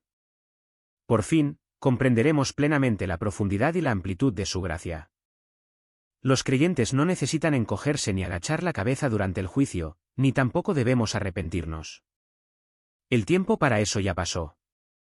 Estaremos ante el Señor, vestidos con la justicia de Cristo y perdonados de cada pecado. Y por fin comprenderemos cuán grande es el amor de nuestro Dios por nosotros. No te sorprendas de la venida del Señor. Pero estate preparado. El punto que Jesús está planteando es que el día y la hora de su regreso son desconocidos. Además, cuando regrese, será como cualquier otro día. Será un día normal. Jesús cita el caso del diluvio en los días de Noé. Solo Noé se estaba preparando. Para todos los demás, era simplemente lo de siempre. La gente hacía lo que normalmente hace. Comían y bebían, se casaban y se arreglaban para casarse. Los hombres trabajaban en el campo y las mujeres molían harina. La gente simplemente hacía lo mismo que siempre había hecho. Pero entonces, de repente, llegó el diluvio y todos fueron arrastrados. Jesús también usa una analogía de un ladrón que entra en la casa de alguien por la noche. El punto que el Señor está planteando es que si el dueño de la casa supiera que alguien iba a entrar, entonces estaría atento al ladrón, y por lo tanto, podría evitar el robo. El punto es claro, estén preparados. Por lo tanto, Jesús nos advierte que no nos pille desprevenidos cuando regrese, sino que estemos atentos. Esperad al Señor Jesús como si su regreso se demorara mucho. Busque en Internet, y encontrará una variedad tan amplia de interpretaciones para esto. Parecería bastante obvio que un conocimiento de fondo de los arreglos matrimoniales en este momento sería un lugar ideal para empezar. Pero de nuevo, es muy difícil obtener una imagen clara debido a tantas opiniones diferentes. Así que, lo que vamos a hacer es simplemente observar los hechos tal como se nos presentan en estos versículos. Y mi esperanza es que las conclusiones que se extraigan se vean claramente como muy simples. Y lo que aprendemos es que es un mensaje claro para nosotros hoy y una advertencia para que hagamos lo que el Señor quiere que hagamos inmediatamente antes y se nos encuentre haciendo a su regreso. La tarea asignada a las vírgenes es clara, deben salir al encuentro del novio, y las 10 llevaron sus lámparas consigo. La diferencia entre ellas es que las 5 prudentes llevaron jarras de aceite por si el novio se demoraba mucho. Las necias solo tenían el aceite que ya estaba en sus lámparas. Las 10 vírgenes arreglaron sus lámparas, pero las de las necias empezaron a apagarse a medida que se agotaba el aceite. Así que, enseguida, se ven actitudes muy diferentes. Las 5 necias eran bastante desganadas y mostraron muy poco compromiso con la tarea en cuestión. Las prudentes, por otro lado, mostraron dedicación e incluso invirtieron en aceite extra por si les resultaba más costoso. No sabemos cuándo regresará realmente el Señor.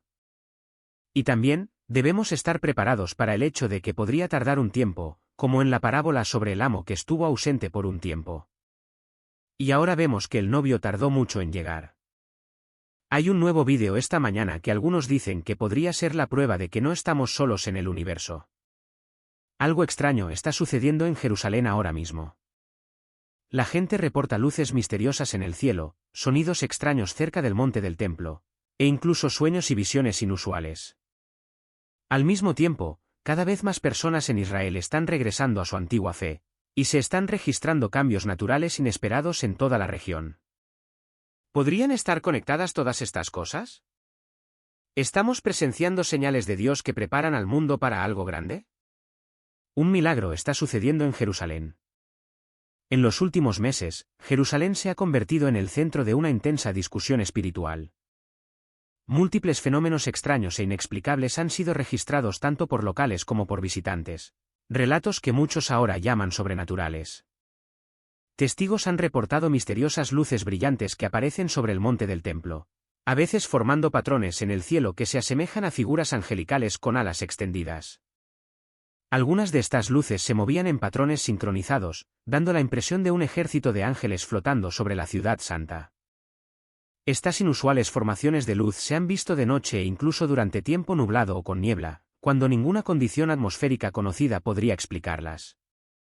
Además de estas luces, ha habido relatos de extraños sonidos similares a trompetas, a veces descritos como un tono profundo y vibrante que parece provenir del cielo mismo. Estos sonidos no tienen una fuente clara y se escucharon simultáneamente en diferentes partes de la ciudad, lo que llevó a algunos a creer que podrían ser sofares celestiales, un símbolo bíblico de la advertencia o llamada de Dios a la asamblea. Otro extraño fenómeno implica sueños y visiones. Líderes religiosos en Jerusalén han notado un aumento significativo de personas, jóvenes y mayores, que informan sueños de seres celestiales, advertencias proféticas o imágenes vívidas del tercer templo. Curiosamente, muchos de estos informes provienen de individuos sin antecedentes religiosos. Incluso los niños han hablado con claridad y confianza sobre eventos de los que no deberían tener conocimiento, describiendo ángeles, batallas del fin de los tiempos y encuentros divinos. Algunos visitantes a Jerusalén también han descrito momentos en los que el tiempo se sintió distorsionado o donde sintieron una abrumadora sensación de presencia divina cerca de lugares sagrados como el Muro de las Lamentaciones o el Monte de los Olivos. A lo largo de la Biblia, Dios ha utilizado señales sobrenaturales para revelar su voluntad o para señalar grandes transiciones. En 2 Reyes 6 y 17, el profeta Eliseo oró para que se abrieran los ojos de sus siervos, y de repente vio las colinas llenas de caballos y carros de fuego. Un ejército celestial enviado para proteger al pueblo de Dios. En Lucas 2, en el nacimiento de Jesús, una multitud de huestes celestiales apareció, alabando a Dios en los cielos. De manera similar, el libro de Apocalipsis describe escenas de fuerzas angelicales moviéndose por los cielos para llevar a cabo el juicio y la protección divinos. Lo que está sucediendo en Jerusalén hoy, especialmente los avistamientos de luces en forma de ángel, parece reflejar esos relatos. Estamos nuevamente presenciando una presencia angelical que prepara el camino para el próximo movimiento de Dios. En Lucas 9 y 11, Jesús advirtió que en los últimos tiempos habría fenómenos aterradores y grandes señales del cielo.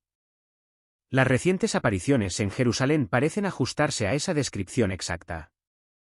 Ya sean luces en el cielo que se asemejan a ángeles, sonidos inexplicables, sueños proféticos o un despertar espiritual entre la gente, algo está claramente sucediendo. Lo que lo hace aún más convincente es que Jerusalén siempre ha sido el centro del pacto de Dios con la humanidad. Y la Biblia dice que una vez más se convertirá en el escenario de sus actos finales antes del regreso de Cristo. Jerusalén siempre ha sido el centro del pacto de Dios con la humanidad. Cuando observamos todo lo que se desarrolla en Jerusalén hoy, las crecientes tensiones, las señales proféticas e incluso los sucesos sobrenaturales, debemos dar un paso atrás y preguntarnos, ¿por qué Jerusalén? ¿Por qué esta antigua ciudad, más pequeña que la mayoría de las capitales modernas, sigue acaparando la atención mundial? Sabes, ni San Francisco, ni Los Ángeles, ni Moscú, ni París, sino Jerusalén estaría en el corazón de los acontecimientos del fin de los tiempos. Desde el principio, Jerusalén no fue simplemente otra ciudad. Fue elegida por Dios mismo como un lugar donde su presencia moraría y donde su pacto sería revelado. En 2 Crónicas 6, Dios dijo: «He escogido a Jerusalén para que mi nombre esté allí». Mucho antes de convertirse en capital de Israel, ya era una capital espiritual, el mismo lugar donde Abraham fue probado. Ofreciendo a Isaac en el monte Moría, que más tarde se convirtió en el sitio del templo de Salomón. Esta selección divina hizo de Jerusalén más que una ciudad. Se convirtió en un lugar de encuentro entre el cielo y la tierra, el corazón visible de un pacto invisible. Ese pacto cobró vida cuando se construyó el primer templo, como se registra en 1 Reyes 8, cuando el arca del pacto fue llevada al templo. La gloria del Señor llenó la casa con una densa nube. Fue una señal visible de que Dios moraba entre su pueblo. Durante generaciones, Jerusalén fue el centro de adoración, sacrificio y perdón, todo centrado en la promesa del pacto de relación y redención. Fue aquí donde Dios mostró su deseo no solo de reinar desde el cielo, sino de morar entre su creación.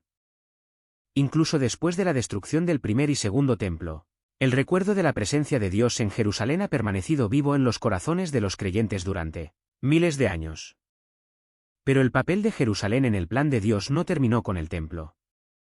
También fue la ciudad donde Jesucristo fue crucificado, sepultado y resucitado.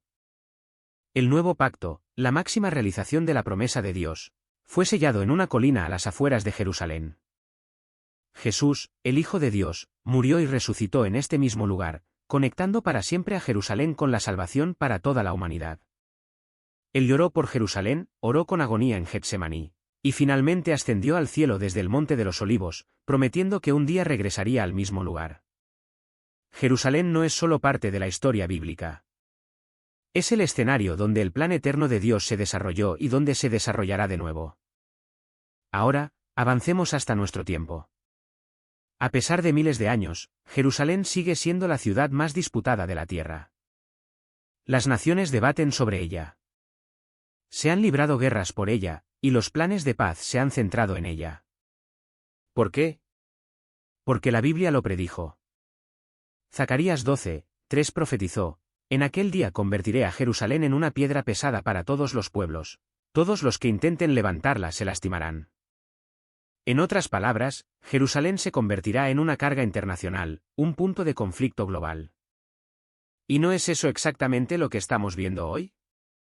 Cada vez que se discute Jerusalén en las Naciones Unidas o en las conversaciones de paz, algo sale mal. La ciudad permanece intocable, inamovible, tal como dijo Dios. Pero hay más. Según Zacarías 14, cuando Jesús regrese, sus pies se posarán en el Monte de los Olivos, al este de Jerusalén. Esta montaña se dividirá en dos, desencadenando una serie de cambios geológicos e hidrológicos, eventos que los científicos ahora dicen que son geológicamente posibles basándose en las fallas tectónicas debajo del Monte de los Olivos. Así, una vez más, la Biblia demuestra ser cierta, y Jerusalén permanece en el centro del calendario profético de Dios. De cara al futuro, el tercer templo está siendo preparado.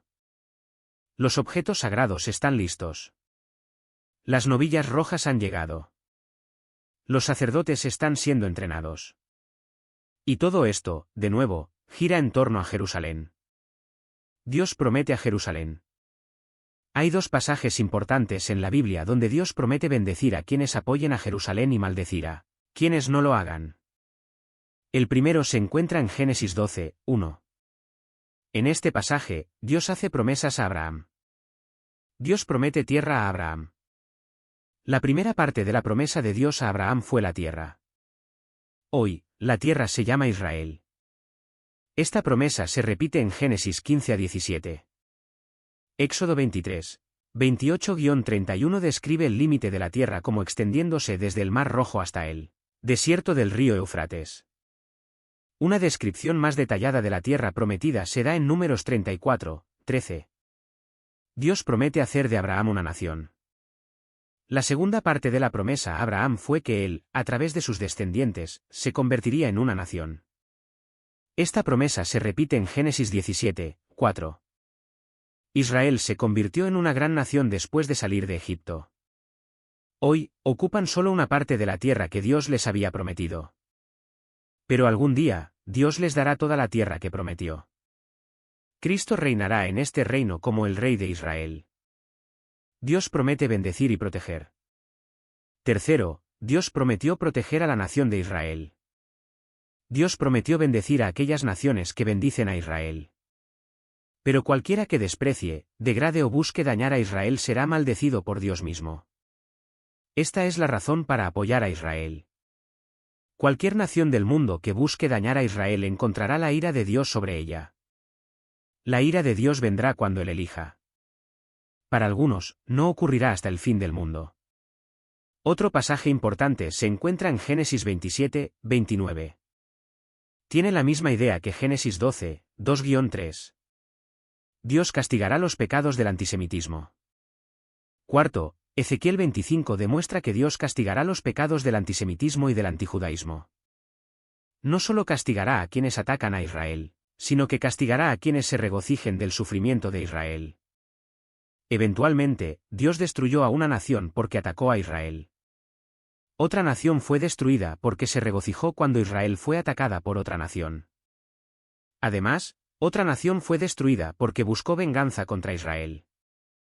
Una nación fue castigada porque afirmaba que Israel no tenía una relación especial con Dios. Este último punto es una advertencia para aquellos que enseñan el milenialismo, postmilenialismo y preterismo. Estas visiones teológicas del fin de los tiempos enseñan que la Iglesia ha reemplazado a Israel. Estas visiones también se llaman teología del reemplazo. Afirman que Dios ha terminado con Israel. Ignoran la verdad de que Jerusalén es el foco del mundo. La Biblia enseña que Dios ama tanto a judíos como a gentiles. Pero Dios tiene un amor y un plan especiales para su pueblo escogido. Nuestro Dios es un Dios que busca relaciones. No es un Dios frío y estéril. Él quiere que lo amemos y lo busquemos. Los milagros para Israel. De hecho, el que guarda a Israel ni dormirá ni se adormecerá. El ángel que protege a Israel siempre estará allí, siempre despierto y listo para proteger a Israel. Por eso los milagros de Dios para Israel no se detuvieron allí, donde Él no está presente. Quiero decir, físicamente, todavía muestra su fuerza y poder a través del arcángel. El 5 de junio de 1967 marcó el comienzo de la Guerra de los 6 días. Durante ese tiempo, Dios cumplió sus antiguas promesas a Israel, donde proclamó a Jerusalén como la ciudad donde he escogido para mí poner mi nombre. Cuando comenzó la guerra, Jerusalén era una ciudad dividida. Bajo el control de Jordania tras la Guerra de Independencia de 1948, los lugares más sagrados de Israel, el Muro de las Lamentaciones y el Monte del Templo, estaban prohibidos para los judíos. Israel había ganado su guerra de independencia, pero perdió la mitad oriental de Jerusalén ante la Liga Árabe. Los jordanos anexaron Jerusalén Este, que se deterioró bajo su gobierno. Destruyeron todas las sinagogas del barrio judío, excepto una, junto con rollos de la Torá y libros. La libertad religiosa era inexistente. Los árabes palestinos se autodenominaban árabes, no palestinos, ya que Arafat no les había cambiado el nombre a palestinos para sus fines políticos. Jordania nunca consideró a Jerusalén como su capital, ni como la capital palestina. Sin embargo, el prólogo de la Guerra de los 6 días se remonta a la anexión de Jerusalén Este y Cisjordania por parte de Jordania en 1950. Durante los siguientes 20 años, frecuentes enfrentamientos contribuyeron al estallido de la guerra. Entre ellos, Egipto, armado con armas soviéticas, cerró el canal de Suez al tráfico marítimo israelí. En 1959, Yasser Arafat fundó la Organización para la Liberación de Palestina con el objetivo de destruir a Israel. Se celebraron 3 cumbres árabes para planificar la aniquilación de Israel. Desde los altos del Golán, Siria bombardeó a civiles israelíes en la Galilea. Los enfrentamientos se intensificaron durante 1966 a 1967. Luego, en mayo de 1967, Egipto declaró la guerra a Israel. Radio Cairo transmitió un mensaje ominoso: la existencia de Israel ha continuado demasiado tiempo. Ha llegado la batalla en la que destruiremos a Israel. Tal conversación amenazante de Egipto, a la que se unieron Siria, Jordania e Irak, y con el apoyo de Kuwait, Arabia Saudita, Argelia y Sudán, puso al pequeño ejército judío en alerta máxima. Las Fuerzas de Defensa de Israel, IDF, también habían sido testigos de una formidable acumulación de tropas y armamento en el desierto del Sinaí, lo que representaba una enorme amenaza. Tan seguros estaban los israelíes de la derrota que prepararon 40.000 ataúdes. Dándose cuenta de que serían superados en número en la batalla, los israelíes pusieron en práctica una audaz estrategia preventiva que se basaba en la velocidad y el secreto. Fue llamada Operación Foco. La Operación Foco sigue siendo una de las campañas aéreas más exitosas en la historia militar. Durante la Guerra de los 6 días, la Fuerza Aérea Israelí destruyó 452 aviones enemigos mientras perdía solo 46 de los suyos. Durante la breve guerra, Israel ganó los altos del Golán de Siria, el Sinaí de Egipto, y Judea y Samaria, Cisjordania, y la ciudad vieja de Jerusalén y los lugares santos de la ocupación jordana. Israel cuadruplicó su tamaño, pero quienes lucharon en esa guerra están de acuerdo en que fue más que genio militar y valentía lo que llevó a la victoria. Hubo numerosos milagros también. Casi todas las personas creyeron que la intervención sobrenatural de Dios aseguró su victoria. Si no, como durante 3 horas los aviones de la Fuerza Aérea Israelí destruyeron aeronaves en una pista aérea egipcia tras otra. Sin embargo, los egipcios no avisaron por radio a sus fuerzas sobre los inminentes ataques aéreos. Ezer Weizmann, quien más tarde sirvió como presidente de Israel, dijo simplemente: el dedo de Dios. Muchos testigos oculares contaron que aviones más viejos, que habían sido plagados de problemas, se comportaron sorprendentemente bien ese día. Los miembros del escuadrón que volaron los viejos bombarderos Vautour dijeron que el 5 de junio, la aeronave antigua funcionó sin una sola falla. Un proyectil enemigo que impactó directamente en un montón de municiones milagrosamente no explotó. Un recluta de infantería israelí de patrulla con otro soldado informó un encuentro con un camión cargado con 18 soldados egipcios bien armados. Los 2 israelíes, equipados con armas inadecuadas, creyeron que se enfrentaban a una muerte segura. Sin embargo, los árabes, con aspecto de pánico, no les dispararon y obedecieron inmediatamente cuando el soldado israelí gritó: «¡Manos arriba!». Más tarde, le preguntó a un sargento egipcio por qué no habían disparado a los soldados israelíes. La respuesta: «Mis brazos se congelaron». Se quedaron paralizados. Todo mi cuerpo estaba paralizado, y no sé por qué. Los árabes no solo cedieron a sus miedos y agitaron banderas blancas de rendición. Un comandante de tanque explicó más tarde que se rindió a un número mucho menor de tanques judíos porque vio un espejismo en el desierto que le hizo ver cientos de tanques israelíes. Algunos corresponsales militares, incluso una persona no religiosa, deben admitir que esta guerra se libró con ayuda del cielo. Antes de la Guerra de los 6 días, el alcalde de Jerusalén, Teddy Koyek, había pedido a la vocalista Naomi Shemer que escribiera una canción en honor a Jerusalén para el Festival de la Canción Israelí en el Día de la Independencia de 1967. Ella aceptó y escribió el himno, Jerusalén de Oro, que fue la primera canción escrita sobre la ciudad en 19 años de ocupación jordana. Un mes después, las victorias en la Guerra de los 6 días le dieron la oportunidad de componer un nuevo verso sobre la reunificación de Jerusalén. Se convirtió en un éxito.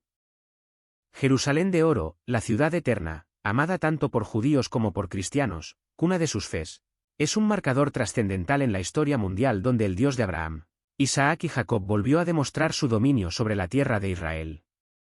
Recordemos que casi 2 décadas de control jordano no impidieron que los judíos recordaran Jerusalén. El latido mismo de su patria durante 3000 años estuvo consagrado cada día en cada oración en cada nación del mundo donde los judíos estuvieron dispersos durante milenios. Solo pregunten, sin la mano de Dios y la protección del arcángel Miguel, ¿cómo podría Israel haber convertido la derrota en victoria de una manera tan majestuosa? Dios protege a Israel en el desierto. Mientras Israel viajaba por el desierto, Dios nunca los abandonó. Dios dejó que el arcángel caminara cerca para acompañar a su pueblo. Cuando los israelitas salieron de Egipto, Dios comenzó a guiar a la nación con una columna de nube durante el día y una columna de fuego por la noche. Estos sirvieron para guiar a Israel a través del desierto para que el ángel pudiera mantenerlos protegidos, siempre que fuera necesario. Las provisiones de Dios incluían todo el sustento necesario, tanto alimentos como agua, que Israel necesitaría durante su travesía de 40 años por el desierto. Éxodo 16, 12-15 muestra que Dios hizo esto en forma de maná y codornices. En Éxodo 3 y 25, Dios dio a los israelitas agua limpia para beber. Otra provisión del Señor fue el propio tabernáculo, que representaba la purificación de los israelitas por sus pecados a través de ofrendas a Dios. Si bien el tabernáculo es importante para entender al pueblo judío y su relación con Dios, es un tema mucho más profundo de lo que se puede explicar en esta pregunta. Dios también dio a los israelitas la ley, incluidos los 10 mandamientos. Dios usó la ley como una provisión para mantener a los israelitas en buena posición moral en la mente y sanos, fuertes y libres de enfermedades en el cuerpo. Finalmente, los protegió de sus enemigos, los amalecitas. El Señor proveyó para los israelitas tanto física como espiritualmente mientras vagaban por el desierto, y se aseguró de darles todo lo que necesitaban para sobrevivir. El fin de los tiempos y el tercer templo. El anticristo declara que Él es Dios mientras se sienta en el templo. Estos 2 pasajes nos ayudan a entender que el templo debe existir a mediados de la tribulación para que el anticristo pueda sentarse en el templo. El templo debe ser construido para ese momento. Esto significa que el templo podría construirse antes de que comience la tribulación. También podría construirse antes del rapto. Por lo tanto, la respuesta a la pregunta es que el templo podría construirse antes o después del rapto. Pero el templo se construye antes de que el anticristo se declare Dios. Jesús les abrió los ojos y los corazones a la verdad de la santa palabra de Dios. La Biblia, leída desde Génesis hasta el final de Apocalipsis, cuando Jesús regresa por segunda vez para impedir que la humanidad se mate mutuamente y tome el control de la tierra para reinar durante 1000 años. Entonces Jesús hará un cielo nuevo y una tierra nueva. Aleluya. Jesús es la única esperanza para el mundo. Con el nacimiento de la becerra roja, se cumple uno de los prerequisitos más importantes para la construcción del tercer templo. La Biblia enseña claramente que un nuevo templo, el tercer templo, será construido en algún momento para que se cumplan varias profecías relativas a la segunda venida de Cristo. La Biblia afirma que el tercer templo estará allí durante el período de la gran tribulación. El profeta Daniel se refiere a este templo cuando dice que el príncipe que ha de venir, refiriéndose al anticristo, entrará en él y detendrá los sacrificios a mitad de la tribulación. Y por una semana confirmará el pacto con muchos, a la mitad de la semana hará cesar el sacrificio y la ofrenda. Y sobre la cúspide de las abominaciones vendrá el desolador, hasta que la consumación que está determinada se derrame sobre el desolador. El apóstol Pablo lo menciona cuando declara que el hombre de iniquidad profanará el templo entrando en él y declarándose Dios. Nadie os engañe en ninguna manera, porque no vendrá sin que antes venga la apostasía, y se manifieste el hombre de pecado, el hijo de perdición, el cual se opone y se levanta contra todo lo que se llama Dios o es objeto de culto, tanto que se sienta en el templo de Dios como Dios, haciéndose pasar por Dios. Jesús también habló de esta abominación desoladora en su segunda venida en el discurso del Monte de los Olivos, indicando que un templo será destruido en ese momento. Por tanto, cuando veáis en el lugar santo la abominación desoladora de que habló el profeta Daniel, el que lee, entienda, entonces los que estén en Judea, huyan a los montes. El tercer templo también se menciona en el libro de Apocalipsis cuando al apóstol Juan se le dice que lo mida. Entonces me fue dada una caña semejante a una vara de medir, y se me dijo, levántate, y mide el templo de Dios, y el altar, y a los que adoran en él. Pero el atrio que está fuera del templo déjalo aparte, y no lo midas, porque ha sido entregado a las naciones, y ellos hollarán la ciudad santa por 42 meses. Así que la pregunta sería, ¿cuándo se reconstruirá el templo? La Biblia no revela la respuesta a esta pregunta. Todo lo que dice con certeza es que el templo existirá cuando el anticristo se revele, y que estará allí en el momento de la tribulación. Dado que esto será solo 3 años y medio después de la tribulación, algunos han concluido que el templo probablemente se reconstruirá antes de que comience la tribulación debido a la improbabilidad de completar un templo tan magnífico en tan poco tiempo. Por otro lado, el templo puede erigirse con bastante rapidez porque los judíos han propuesto planes para erigir primero un templo de tienda, como el tabernáculo de Moisés. El instituto del templo ya tiene todo listo para este propósito y ha estado entrenando sacerdotes de la línea levítica para prepararse para esta eventualidad. La otra pregunta es la del dónde. El próximo templo solo puede construirse donde estuvieron los 2 templos anteriores, porque el lugar santísimo debe estar en el mismo lugar exacto. Pero ahora hay muchas controversias sobre dónde se ubicó exactamente el último templo, en el monte del templo, o ni siquiera en el monte del templo sino al norte o al sur de él. La mayoría de los eruditos todavía tienen la firme convicción de que los antiguos templos se levantaron donde actualmente se encuentra la cúpula de la roca. Esta creencia puede ser errónea, pero aparentemente no hay forma de probar la ubicación exacta sin realizar excavaciones arqueológicas en el monte del templo, algo que actualmente está prohibido por los musulmanes y por las leyes nacionales. Si el tercer templo se va a construir donde ahora se encuentra la cúpula de la roca, entonces esa estructura musulmana debe ser retirada primero, ya sea por el hombre o por Dios. Podría, por supuesto, ser reducida a cenizas por un misil o por un terremoto. Nadie lo sabe. Un creciente grupo de cristianos, no obstante, siente una gran pasión por el tercer templo. Algo podría suceder que cree una oleada de orgullo nacionalista que demande un nuevo templo. Este evento catalizador podría ser el descubrimiento del Arca de la Alianza, o quizás en un sitio de excavación cercano, o un evento político que se desencadene. Existe la posibilidad de que los templos antiguos no estuvieran ubicados donde se encuentra actualmente la cúpula de la roca. Hay pruebas sólidas de que su ubicación estaba al norte de la cúpula, y que el altar de sacrificio dentro de la cúpula fue el que Salomón construyó en medio del patio para manejar las miles de sacrificios especiales que ofreció al Señor el día en que se dedicó el primer templo. Si eso es así, entonces el tercer templo podría construirse al norte de la cúpula de la roca, dejando la cúpula en el atrio de los gentiles. Esta podría ser la solución que el anticristo presentará cuando negocie la paz entre judíos y árabes. Todavía no estamos seguros. El nacimiento de la nueva becerra roja, que aún debe confirmarse como candidata idónea para la ofrenda sacrificial, cumplió un importante requisito previo para la construcción del tercer templo, que definitivamente estará allí en los últimos tiempos según el Antiguo y Nuevo Testamento. El templo podría erigirse al comienzo de la tribulación en forma de templo de tienda, como el tabernáculo de Moisés, con una estructura más permanente eventualmente construida alrededor y sobre él. El anticristo profanará este templo a la mitad de la tribulación. El tercer templo será destruido en la segunda venida de Jesucristo. Y el cuarto templo, desde el cual Jesús reinará sobre toda la tierra, aparecerá.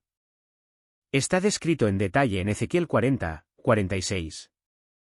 Las palabras del Señor resuenan fuerte y verdaderas. Un pequeño detalle, sin embargo, cuando se examina y armoniza cuidadosamente, puede inculcar mucho significado, sentido e instrucciones a aquellos que siguen su palabra. Alabado sea el Señor, y que venga pronto. Si los cristianos son arrebatados y el templo no existe en Jerusalén, entonces el templo será construido durante la primera parte de la tribulación que sigue. Sobre la reconstrucción, algunos creen que no importa. Continúe siendo más cristalino cada día, cada hora, cada minuto. Hemos tenido muchas victorias por la gracia de Dios. Toda alabanza a nuestro Rey inmortal y Salvador, Jesucristo, nuestro Señor. Vamos, gente. Sin retirada, sin rendición. El Mesías nunca perdió el control de la tierra ni de su gente. Hará todo lo que quiera, justo a tiempo. La verdad aquí es que Jesús es el nuevo pacto y el nuevo templo. Nadie irá al Padre sin pasar por él. Él también fue el sacrificio final. El arrepentimiento diario continuo es el camino, y la verdad es la senda. Dios está reuniendo a su pueblo en Israel. Más de 3 millones de judíos han dejado sus hogares y han inmigrado a Israel desde 1948. Un movimiento que se conoce como hacer alía. Bíblicamente, mudarse a Israel o ascender a Jerusalén se denomina subir, y irse es bajar. La palabra alía significa subir o ascender. Y el número de europeos que realizan este movimiento también ascenderá notablemente a raíz de los virulentos y violentos brotes de antisemitismo, como no habíamos visto desde el surgimiento del Tercer Reich. Es bastante asombroso lo rápido que el mundo ha olvidado su historia. Pero el pueblo de Israel ha prometido no olvidar nunca y está subiendo a aviones de regreso a la tierra de sus padres. Pero Dios los llevará a casa.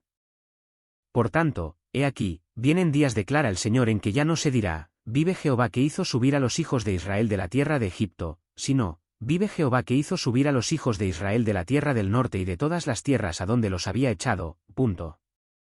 Los milagros de las promesas de Dios a Israel continúan desarrollándose, lo bueno, lo malo y lo feo.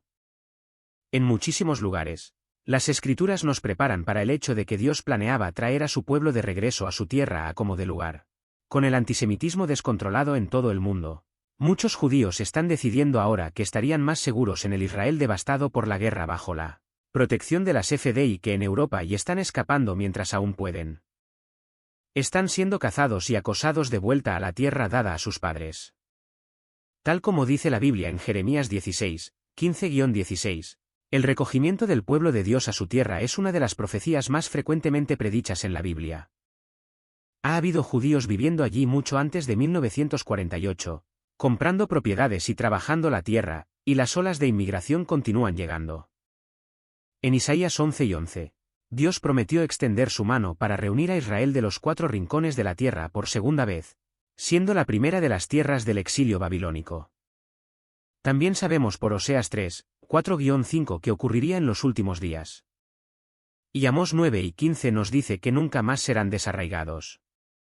El primer ministro de Israel, Netanyahu, transmitió su mensaje a través de las redes sociales. Quisiera decir a todos los judíos de Europa y a los judíos de todas partes que Israel es el hogar de cada judío. Israel se está preparando y haciendo un llamamiento a una inmigración masiva desde Europa. Pase lo que pase, los hijos de Dios volverán a casa. Dios es fiel a todas sus promesas y a su pueblo del pacto, Israel. Mientras observamos con tristeza los acontecimientos que sacuden el mundo, sabemos que nuestro Dios soberano sigue teniendo el control. Él continúa realizando sus planes y propósitos, atrayendo todas las cosas hacia sí mismo. Llegará un momento, tal como predijo Yeshua, en que el pueblo judío finalmente clamará desde la tierra de Israel para dar la bienvenida a su Mesías. Bendito el que viene en el nombre del Señor. Debido a que los antiguos israelitas cayeron en cautiverio por sus pecados y perdieron su prominencia nacional, muchos se han preguntado qué les depara el futuro a sus descendientes. En realidad, la Biblia revela que a estos pueblos les espera un futuro brillante. Cuando Cristo regrese a la tierra y establezca el reino de Dios, restaurará a un Israel arrepentido a su posición de liderazgo en el mundo. Un pueblo humilde y obediente servirá entonces en la capacidad que Dios les asignó.